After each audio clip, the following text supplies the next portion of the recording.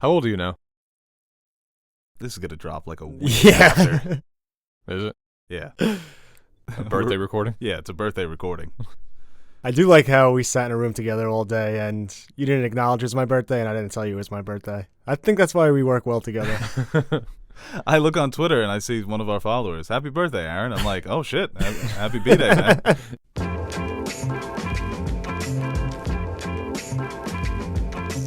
Who gave the order to attack?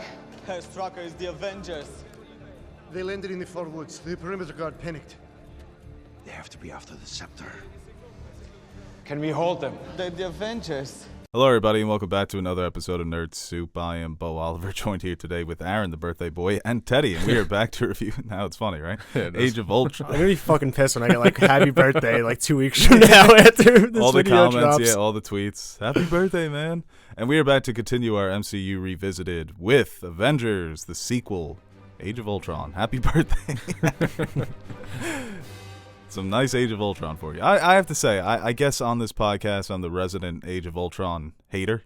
I wasn't too enthused about it going into it for the rewatch, but I enjoyed it way more than I remember. I really did. You enjoy it more now because of Wanda and all the backstory we get on them? Wanda No, and not Pietro, necessarily. I actually came in wanting to, like you said, I was intrigued because of it's Wanda's introduction and Pietro, and also Vision. So Yeah. those were the two aspects I was most excited about rewatching. I love the Vision stuff. But Wanda and Pietro are a bit bland in this movie. Yeah, they are. And I think it just, like, the spectacle isn't there so much as it was in the first one. I think it starts to wear thin as this one goes on. I think it's a longer running time. And to me, it just doesn't keep my attention. But like I said, I had fun with it. It definitely drags at times, and obviously when you have all these characters on screen together, I'm going to have some level of enjoyment just on that alone. I do think there's some really good things in this movie too, but for an Avengers movie, it was very underwhelming in a lot of aspects. I think we talk about comedy, MCU a lot. I think this is one of the worst cases. You'll never. Never what? You didn't finish! Of just 100%. There was a shoehorning lot, in jokes that don't belong or it's just too much at times, and that kind of wears thin after a while. So, like I said, I mean, there are good things about this movie, but when you talk about an Avengers movie, especially after the first one, a little bit more left to be desired. But I think this movie had an uphill battle from the start because we did get the first Avengers and there was so much probably riding on this movie. It's closing out phase 2 and we got this movie like 3 years before. So it's like, how are you going to make this movie different or better? And I think it leans a lot on the villain. Loki was an amazing villain, and I have to say the same thing about Ultron. You know, I wasn't a fan of how much they rushed him, but once he became Ultron, I was fully invested in him. And I think he could be better than Loki, personally. I loved every time he was on screen and every interaction he had with any character. I don't hate him. I think he's a cool character, but I love James Spader. I like James Spader too, but at times he's very inconsistent, like the character itself. And sometimes Joss Whedon just like goes too much into one side, where I love the terrifying beginning Ultron, but then when he's cracking jokes and doesn't know children and people create smaller people. Children. I lost the word there. shit like that, I was just like, all right, come on. I wish he was just more of just a stone cold, terrifying type villain like we saw in that. You don't his think he was, introduction. though? I really thought he was. He wavers back and forth. Obviously, he wants to kill everybody, so he's not a great dude. But there's, I think there's just shifts in him, like tonally, that are kind of distracting throughout the movie. I saw someone explain Ultron as Tony Stark's son, so that's why he's always quipping, that's why he's always making jokes. Mm-hmm. I wish his humor was a bit more menacing. He makes a the bit joke darker. I think some of his jokes do actually land. I laughed out loud when Thor says no one needs to break anything, and Ultron says, clearly you've never made an omelet. And Tony Stark's like, he was a second before me. Nobody has to break anything. Clearly, you've never made an omelet. You beat me by 1 second. Because it is like his kid, you know, Yeah. and he would have those certain personality traits. But I agree with you, it is very inconsistent. And some of the pop culture jokes that work in Guardians, and not really a pop culture joke, but Ultron forgetting what children are, just silly. Not really that humorous. And he was that introduction when he's in his first form, meeting Wanda and Pietro, and he's draped in the cloth, it was so kind of religious in a way. Yeah, it was like he was God. A savior has come to, like you said, yeah, like he says, throw a stone at the world. But yeah, he's the voiceover performance, though, is incredible. I think that's one of my favorite trailers for a movie, that first trailer with the Pinocchio, I have no strings. Strings. There are no strings on me. Yeah, that's the Ultron I liked. I wish I was more consistent throughout the film. I think, like you said, you can have him be humorous, but a little bit darker, maybe more clever with his humor since he is this all-knowing being. He looks very good. No, he looks The sick. CGI still holds up. I think my favorite form is that second form. The third one, like Tony Stark says that he's been juicing, he really does look a little too puffy. Yeah, he was. But the way he walks, the mouth movements, I think still all hold up. And James Spader, once again, that was a genius casting. So he gets the most out of this because of how menacing he is. That's the thing. Even if Ultron is inconsistent with his tone, Spader, when he gets to go dark, he is terrifying. My biggest it's a flaw- terrifying, AI. We've seen this before. AI takes over the world, want to destroy the world. That's my biggest fear now after watching this. Is for an AI to just snap. Well, it's interesting We're the getting there, idea man. of taking the code off of the Mind Stone. So they interpret this code and they see that it's similar to the AI like Jarvis, but it's working It's more thinking. like a brain. Yeah. Right. So it's a little rushed with the 3-day montage, but they explain that they are on the clock here. They do a great job breaking down the science like it's real science. Like you almost know what they're talking about and you can follow everything they're saying. It's fascinating, honestly. I feel like I'm one of them. I wouldn't go that far. I think you're more Thor, where you just storm in when everything else is.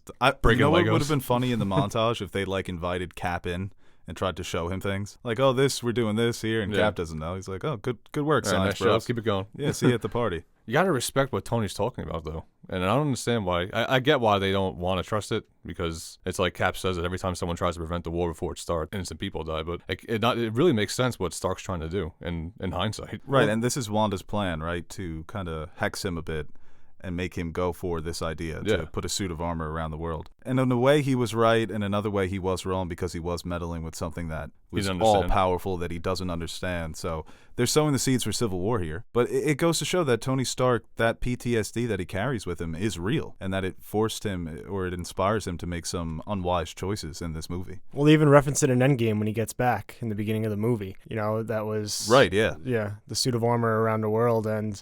And I believe I remember telling Tony, live and otherwise, that what we needed was a suit of armor around the world. Remember that? And this is where he brings up Endgame. That up there, that's the end game. Yeah. So there's a lot of connections, even with Wanda to the future of the MCU. So in that respect, I do find a lot of things interesting. But yeah, like you said, it is something where he didn't really understand what he was doing, and I guess Vision was his actual vision. Like Vision was supposed to come of Ultron. So he kind of rights his wrongs later on in the movie. But Well, Vision was also Ultron's vision too.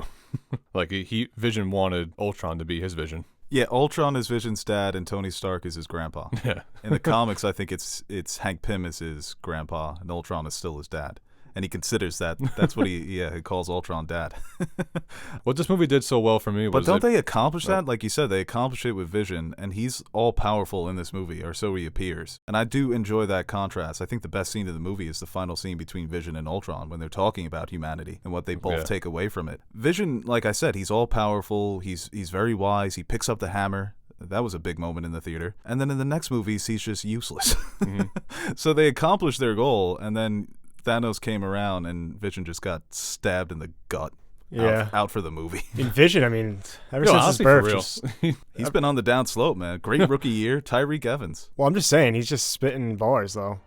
But a thing isn't beautiful because it lasts. His lines, oof. Come Yeah, on. Joss Whedon did a really good job writing this character. And Well, like yeah. I said, that back and forth at the end really hits you. What this movie did so well was it pulled back the curtains of what the heroes really want and shows what they really wanted. I feel like all of them want what Jeremy Renner has, the time where they can just go home and take off, and you finally get a deeper image of what they want, and it's showing a lot of the repercussions of what they do. Yeah, well, that introspective they receive from Wanda going into their mind tells you a little bit more about these characters. Obviously, with Black Widow and what she's going through, and Banner, it's a lot of these characters are dealing with some of their past and what their fears are going forward. And it is kind of cool, unveiling the curtain on a lot of those for these superheroes, seeing what troubles them and what's bothering them and You don't see what that. they feel is their faults. Right, yeah, and the Black Widow nightmare is definitely, we're going to see that addressed in her movie, without a doubt. Yeah. And some of the foreshadowing here is good. Like I mentioned, the Civil War foreshadowing with Tony and Steve, even when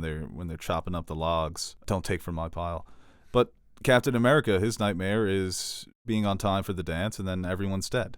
And it is similar with Thor as well, where we do see that, where he loses his home and Heimdall does die. So some of these premonitions that they were having, or nightmares, do come true in a way. And even Ultron mocks Captain America that you can't live without a war. That's why I didn't mind him taking a backseat in Infinity War, because I think Cap is so good in this movie. That's why I had fun with this. It's just seeing these gods operating in their world, being the Avengers, and it's just another experience we get to have with them. So I enjoyed it. Who wouldn't want to see all these guys interact with each other? It's so... Like them just kicking back at that party. Yeah, man. All of them trying to lift the hammer. It's fun. See how the superheroes let their hair down. I always enjoy that. Cap should have grabbed that hammer. Yeah, it nudges it a bit, right? Yeah. Thor got tight. I read a bunch of stuff that's when Thor knew that Cap can lift the hammer. So it makes Endgame even more, like, on par, I guess. Like, it wasn't just out of nowhere. Right. Well, that's the thing. As much as I enjoy seeing all these characters interact, I think the weakest parts of this movie would be the romance between Hulk and Black Widow, and also just Thor. Thor in general has really nothing to do in this, and that romance is as awkward as it gets. It's awkward, but think about it. Bruce Banner's a nerd. He's never really had anyone before, and I don't know. I kind of liked having that interaction. I liked that interaction though, because it's like I want Hulk to be happy. Yeah, didn't he have a girlfriend in the first movie? Hulk? Yeah, Edward Norton. that is different true. movie. Yeah, that doesn't carry over. Yeah. It's a Quicksilver situation. I like it in theory. I don't like it in execution, because I think they made Hulk too nerdy, too awkward. Some of the faces he's making as Black Widow is flirting with him. I mean, these people aren't flirting. That scene was hard to watch. Though. Yeah, these are two people acting. He starts it off strong, and then when she actually starts flirting back, or even when she opens up to him about what she had to go through as a spy, and he's just kind of like, okay. You want to go away together? Yeah, should we go to Cancun? I don't know. It just wasn't there for me. The lullaby is a little... well, I can't not laugh. The best part about the lullaby is Thor Ragnarok. Hey, big guy. The sun's getting real low. It's worth it for that joke in that movie. Oh, Taika, that fucking madman. Yeah, in theory, them two being together is nice, but the way they executed it was shit. Yeah, I think it's kind of shoehorned in. It's because Hulk can't get solo movies, so we'll give him some development here. Mm-hmm. And like I said, they are characters that have gone through similar things. They feel similar ways about how the world views them. So naturally, they'd be drawn together. Very similar to Wanda and Vision. But yeah, it just didn't land for me. It really didn't. Unlike and it's never addressed again. Just over. One movie, that's it. Yeah. Well, and in Endgame when Thor's like talking about Natasha to him. Yeah. You want to know who helped me out of it? Natasha. The best parts about that movie is about that romance is Thor's jokes later on. Yeah, in the yeah, series. just Thor fucking with him.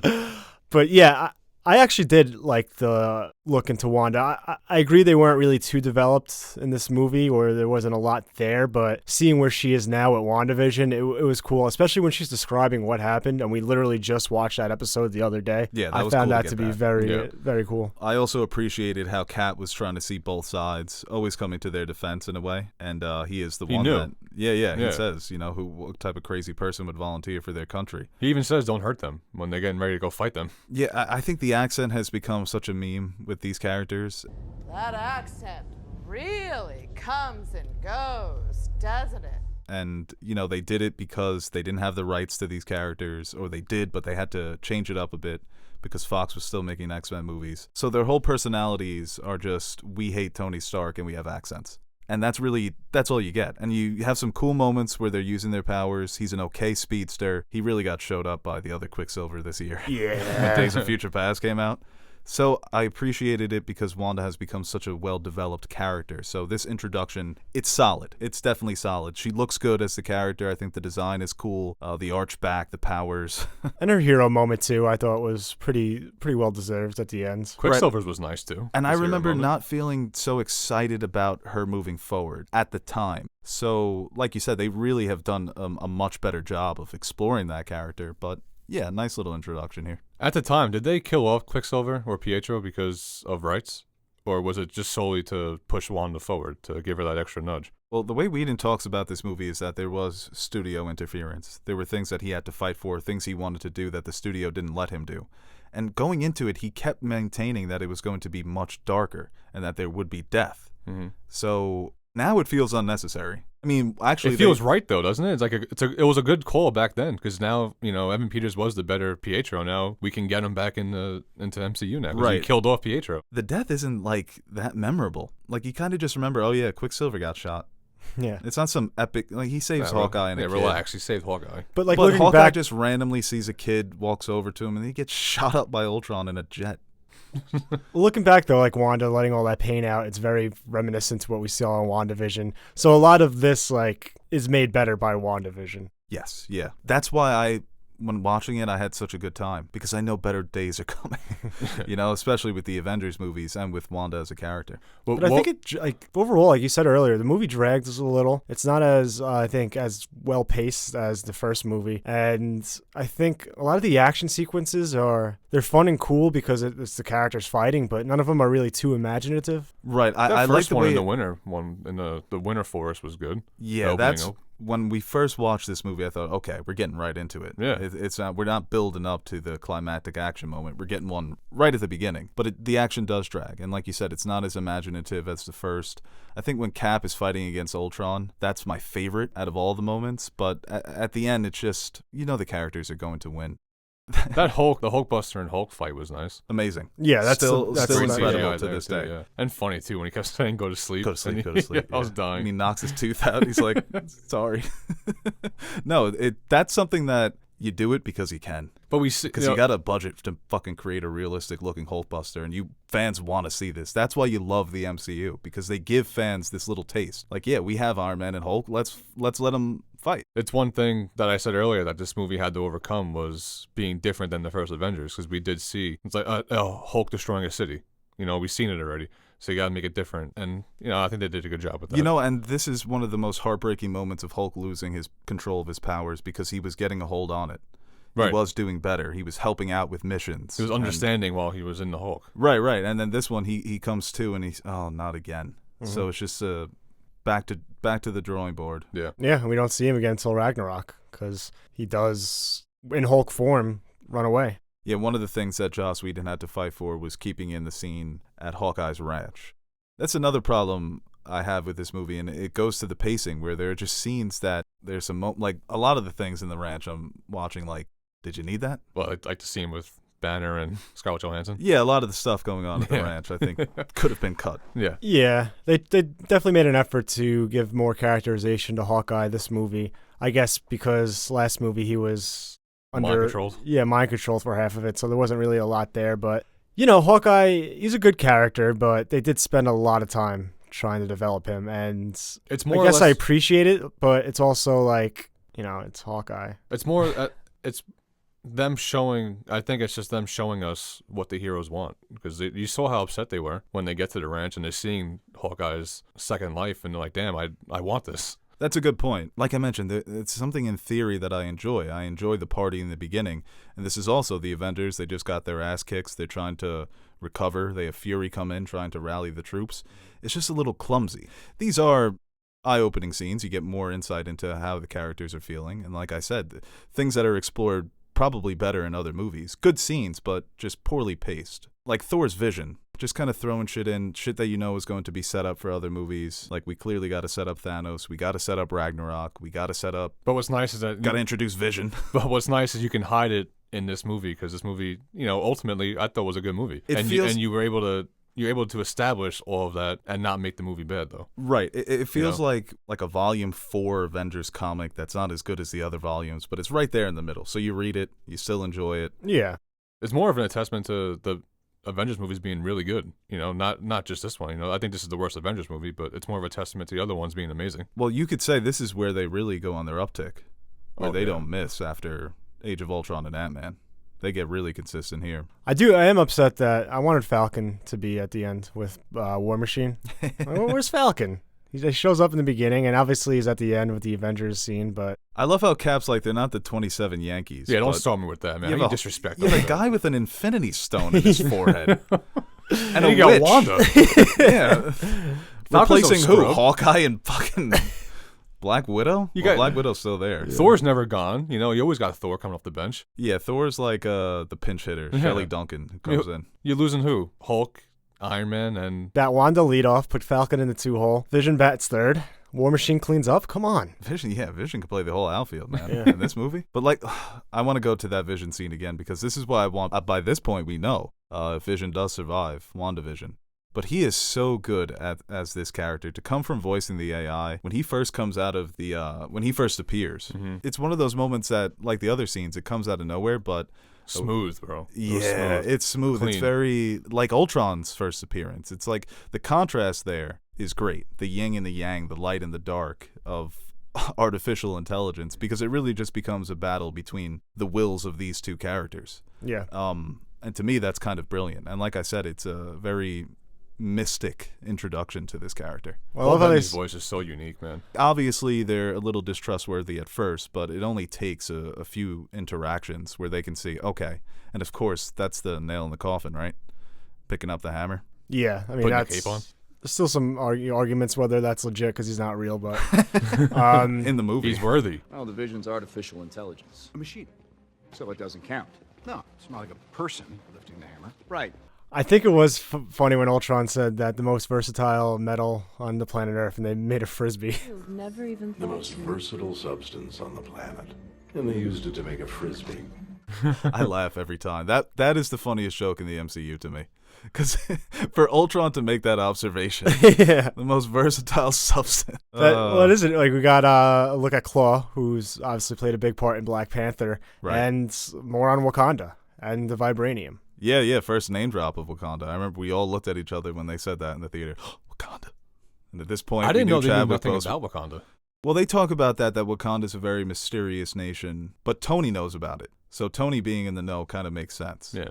Yeah, you know what? I was always disappointed in Civil War that when Tony presents his argument that when we were kicking ass in Sokovia, that Cap didn't respond to that with, "Didn't you create Ultron?" You're saying Yeah, that you we need start to the be, whole thing. yeah. You're talking about how all this destruction we caused. I think that might have been because you bit off more than you can chew, there, guy. I wonder if that was just propaganda from the Avengers. What? Like they just swept it under the rug that Tony created Ultron. Does the Never public happened. know about this? Never. Yeah, we don't talk about that. Yeah, no, we don't talk about that. They did a good job though. They got everybody out. You know, I mean, destroyed a town or a city. Yeah, I Whatever wonder it if was. Hulk killed anybody when he hulked out.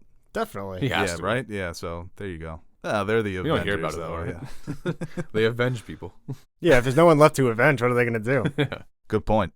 Also, going back to the beginning, them starting off with an action sequence, the aspect ratio, ooh, so much better. So much wider, so much more cinematic. Am I just like, You can't see Hulk stand up all the way, but still, it looks better.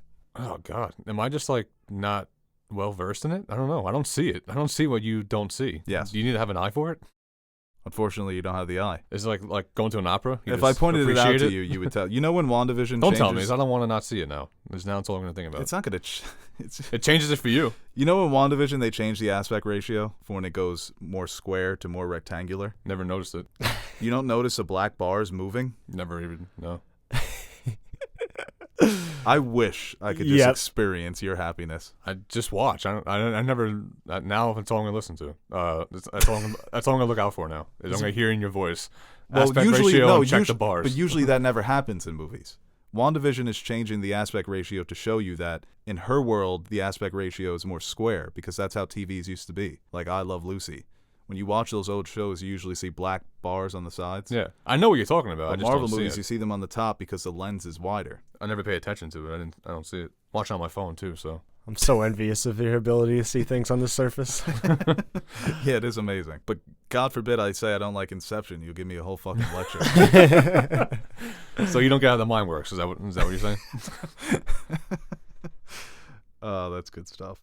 But yeah, that beginning is carrying over from the Winter Soldier movie that, you know, Hydra has some cells out there, some splinter cells that we need to take care of. I like that they call in the Avengers. Well, Strucker even says, it's like, yeah, no, I was working for S.H.I.E.L.D. Right, yeah. That was funny too when he's like, no surrender. I'm going to surrender. I just love in the basement of the bunker is a fucking Leviathan. Yeah, is that what it's called? Yeah. Giant space Leviathan. Who's digging these things out? No one can tell what's getting dug out underground. Well, that was a very good cold opening to title card too. Tony Stark seeing that vision, Yeah. getting into his fears. You get more insight into how Tony Stark does really care about these people. That it isn't just about him being a hero. His whole thing is that he wants to end the fight before it even begins. I thought Wanda saw that. So that kind of sets up the later events of this movie. I thought Wanda saw that when she went to his mind. And was like, oh, wait, he really isn't like a bad guy. He's really trying to do good. No, she put that into his mind. Yeah. But Wanda, what an evil woman. yeah, she's Scarlet Witch. That was also really funny, dude. When Thor thought he can eat it. Oh my God, dude, that was so funny. It's My like the mind is witch too tried to strong. hex my mind. Luckily, too mighty. I am mighty. Fortunately, I am mighty. Walked right into a nightmare. Or into Asgard. He was a bit funnier. You could see that comedy was He's coming. getting there. This was like a sequence where the joke was going on too long, but at the end it saved it when they're talking about Jane versus Pepper. Yeah. And then at the end, Yeah. he's like, yeah, Jane's better. But Jane's better. Yeah. No, and the War Machine one. And he's like he says his story to story? both of them, and then he goes to the next group and says the same story. Great Stan Lee cameo, too. Yeah, man. Him trying to outdrink Thor. He gets his catchphrase, Excelsior. They drag him. I got to drag him. I got the guy sitting there like a mime with. So was Omaha Beach, Blondie. That was good. And also, a lot of the comedy, I agree with that. It didn't land as much as the first movie, but the reoccurring messing with Cap about him saying language. That is so funny. It was funny like the first 2 times. I thought it was funny because it's why would he say language? Yeah. He says it to have I it. like to imagine that he was before this, he was working with kids or something, and one of the kids he's teaching religion. Yeah, this guy was in World War II. He's such a goody two shoes. And he's like, Fury, you son of a bitch. That's the thing, because Cap's always cursing. He's always calling everyone a bastard. Yeah. A hypocrite. You just called Captain America a hypocrite? Yeah. You want to take that back? We got time. Stand by it. Yeah, and I always say I hope there's another Ultron out there. I hope there's a way to bring back this character because he's a constant threat in the comics. Age of Ultron only lasted a few days, so. But I think it's a movie that, like I said, I have more fun with it because I know better days are coming. Exactly. And I can still enjoy it. I love seeing these characters interact with each other. The OG Avengers, man. It's not awful by any stretch, but it's just not as... It's like middle tier for me. And for an Avengers movie, that's a little disappointing, but, it's all in the past. Yeah, no, you two hit it on the head. I did have fun with this movie. And like you said, this movie's better because of what we get after it. All the foreshadowing it does in this movie, just now it all hits. Yeah, it definitely does. Did you guys get me anything? I could send you a GIF. A gift or a gif? GIF. With a T. What do you want, Venmo? Yeah, send me a gift. You want a mug? How do you have the mugs? Where do you get the man that has everything? Well, would you look at that? It's finally over. Hey guys, Bo Oliver here for one final send-off. Now, before I beg you guys to like and share this video, I'd like to thank our very special Patreon pledgers. We are very proud of the community we've been able to build here at NerdSoup, and it would not have been possible without our Patreon supporters. You guys are the true MVPs of this channel. Everything I've said, you keep the fridge full, you keep the lights on. There aren't enough words to thank you guys, but we'll do it anyway. Thank you. And we have a few videos coming up that have been suggested to us by Patreon pledgers. My Hero Academia, Neon Genesis Evangelion, and Full Metal Alchemist will be reviewed by Marissa, and yours truly, and Castlevania, which will be reviewed by Marissa and Aaron. And if you'd like to consider donating to our Patreon page, you can visit patreon.com/nerdsoup and check out some of the rewards we offer to our listeners. And really, we'd like to thank everyone who takes the time out of their day to watch our videos. Patreon pledger or not, your support is what keeps us motivated to keep giving the world our opinions on movies and TV shows and video games and pop culture, even though no one asked for it. We're still here, we're still yapping, and we hope you continue to join us. I'm Bo Oliver, and I support this message.